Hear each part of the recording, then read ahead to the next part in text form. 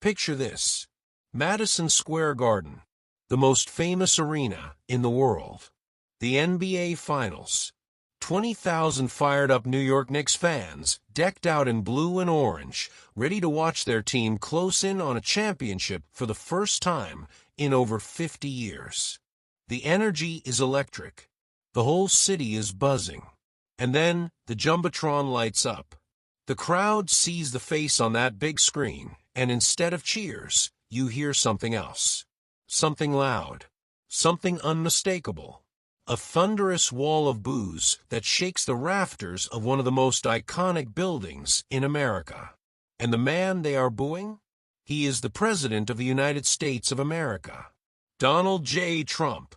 What you are about to hear is not just a sports story. This is a story about politics crashing into basketball, about celebrity beef turning into a national debate, about a president who walked into the house that New York built and got the loudest rejection that city has given anyone in years. And when it was all over, when the final buzzer sounded and the Knicks walked off the court with their first loss of these NBA Finals, Trump fired back. Hard. Stay right there. This is the full story, and you do not want to miss a single word of it. Before we go any further, if you are new to this channel, hit that subscribe button right now. Smash that like button and share this video with your friends and family, because this is exactly the kind of story that people need to be talking about. We cover the biggest moments in American sports, politics, and culture, and right now this story is at the intersection of all three. Let's go. All right. Let's set the scene properly, because context is everything here. The 2026 NBA Finals is already one of the most dramatic championship series in recent memory. On one side, the New York Knicks, the team that has not won a title since 1973. Over 50 years of heartbreak. Led by point guard Jalen Brunson, they had been on an absolute tear, sweeping the Cleveland Cavaliers in the Eastern Conference Finals without dropping a single game. 4-0. Heading into Game 3 at the Garden, they held a 2-0 series lead over the San Antonio Spurs. On the other side, the Spurs, a young, hungry team built around one of the most extraordinary talents this sport has ever seen. Victor Wembanyama.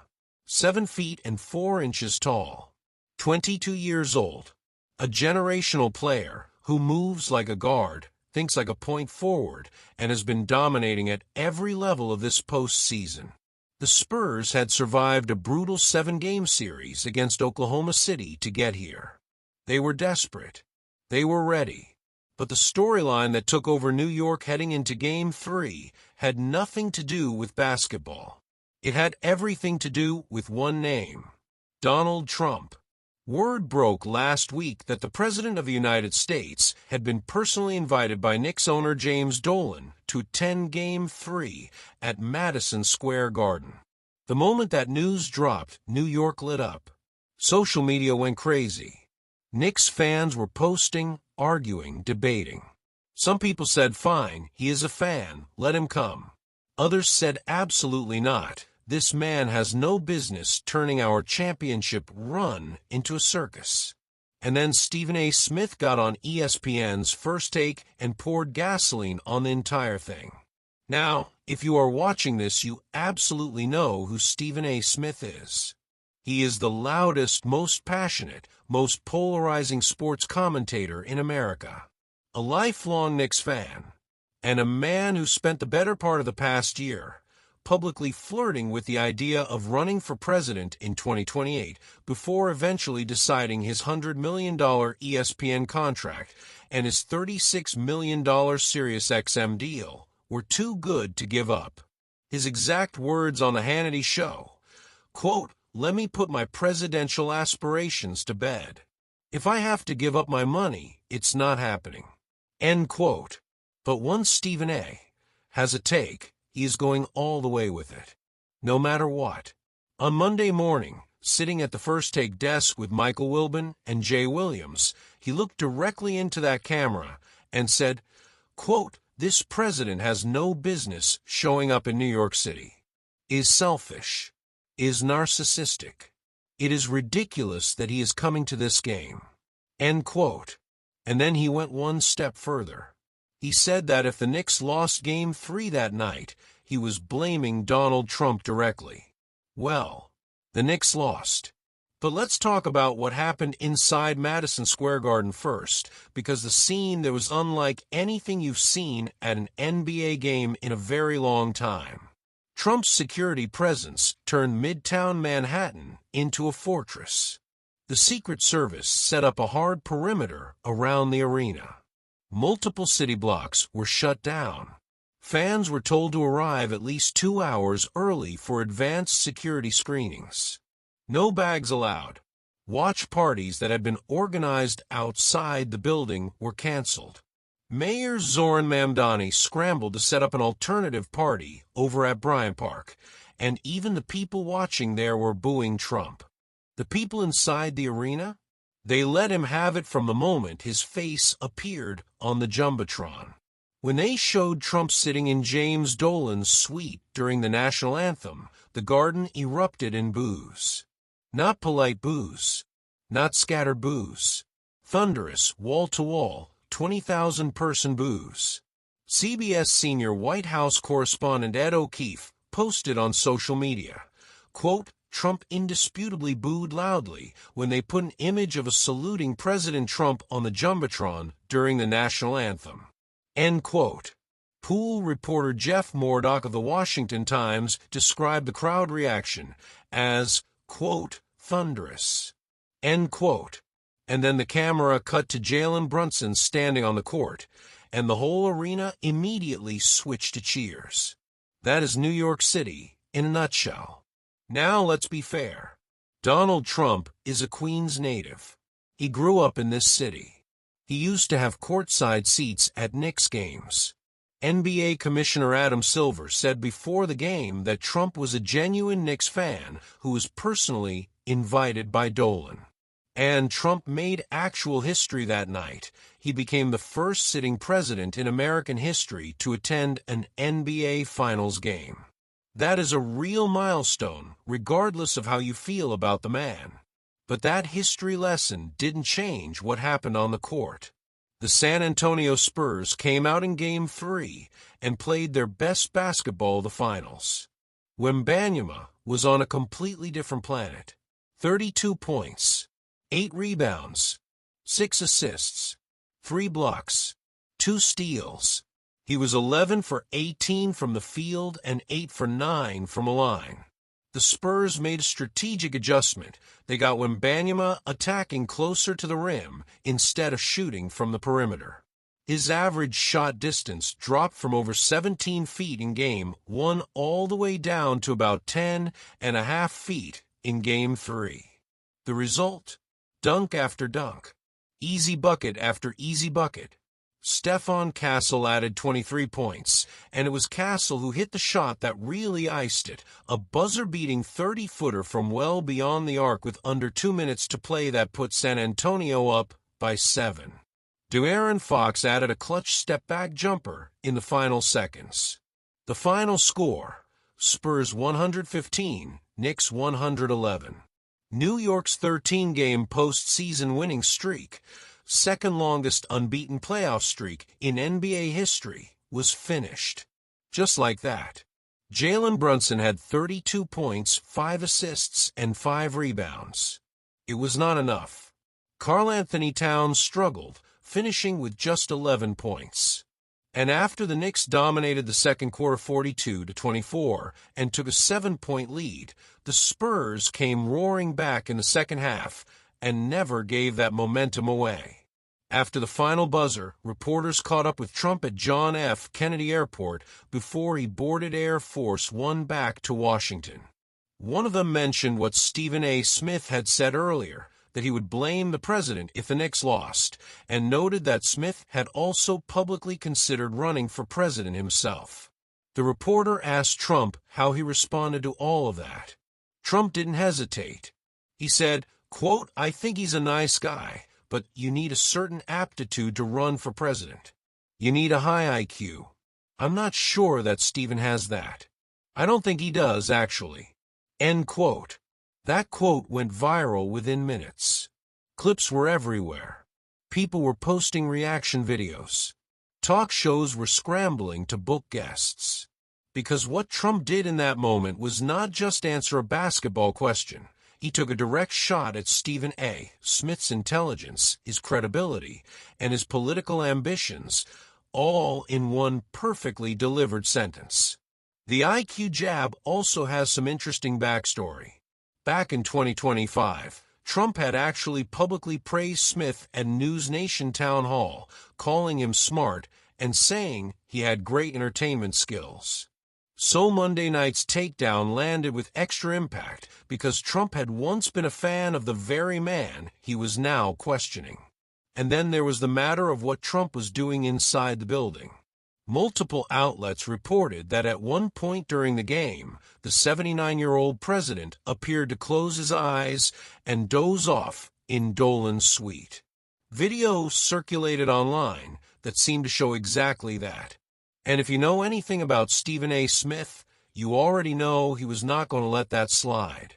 When reporters asked Trump after the game what he thought about the reception he got from Knicks fans, his answer was creative. He said, quote, "I thought it was great. I thought it was amazing, actually. You mean when they had the camera on me? I thought it was very good. It was mostly cheers. It was loud, and it was very enthusiastic." End quote. Now, the reporters and journalists who were inside that building, with their own ears, described the boos as thunderous and unmistakable. The contrast when the camera shifted from Trump to Brunson was immediate and obvious. But the president went with mostly cheers. Then at 2 a.m, Trump posted on Truth Social resharing a video claiming New York City loves Donald Trump. The video itself included clearly audible boos alongside some supportive chants. It was an interesting editorial choice at 2 a.m. Stephen A. Smith fired back with full force on Tuesday morning's First Take in a segment that went immediately viral across every platform. He looked into that camera and said, quote, "You want to talk about IQ? I could put my IQ against yours any day of the week. I got something even better. I could ask you why you have been running from me for the past year, since I asked you to talk to me. I could ask you to debate me, since you think you are that dude. We could go a myriad of ways. I am not going to let you off the hook." End quote. He challenged Trump to a face-to-face debate. On camera. Anytime. Any place. And he did not stop there. He pointed out something that a lot of people in New York were furious about: the economic disruption to ordinary working people around the arena. The bars, the restaurants, the shops that lost business because multiple city blocks were sealed off for the Secret Service. He asked directly, quote, "I thought you were about the economy? I thought you were about helping New Yorkers because you love New York?" End quote. And then he delivered the line that probably stung the most. Quote, "The brother wasn't awake. If it was that important for you to be there, why did you look like you were asleep? Didn't you call our former President Joe Biden Sleepy Joe? Well, what should we call you?" End quote. Look, both sides of this argument have something real to say, and we want to give it to you straight. The argument for Trump being there, he was invited. He is a legitimate Knicks fan. The President of the United States has every right to attend a sporting event in his own country. NBA Commissioner Silver backed the attendance publicly. And making history as the first sitting president to attend an NBA Finals game is a significant moment that deserves acknowledgement. The argument against the disruption was real. Fans paid for tickets and had to wait 2 hours in security lines. Watch parties were shut down. Local businesses took a financial hit. The president's presence at the game turned a championship sporting event into a political news cycle. And if you truly love a team, there is a reasonable question about whether you should show up in a way that guarantees your presence will become bigger than the game itself. Both of those positions are legitimate. Both of them are held by real people with real reasons for how they feel. And that is exactly the debate that America is having right now. Because the bigger picture here is important. We are living in a moment where the lines between sports, politics, and entertainment have completely dissolved. When president's attendance at a basketball game becomes a national controversy. When an ESPN commentator makes a pre-game guarantee and has to watch it blow up on live television. When the president describes thunderous boos as mostly cheers and goes on Truth Social at 2 in the morning. When that commentator challenges the most powerful man in the world to a debate over IQ on national morning television. And when all of that dominates the conversation more than the actual championship basketball being played, that tells you something important about where we are as a country. As for the basketball, the series is very much alive. The Knicks still lead 2-1. They have home court advantage. But Spurs have found something after that Game 3 performance. Wembanyama proved he can dominate in that building. The Spurs outscored New York in 3 of the 4 quarters. Their offense clicked at a level they had not reached all postseason. Game 4 is Wednesday night, back at Madison Square Garden.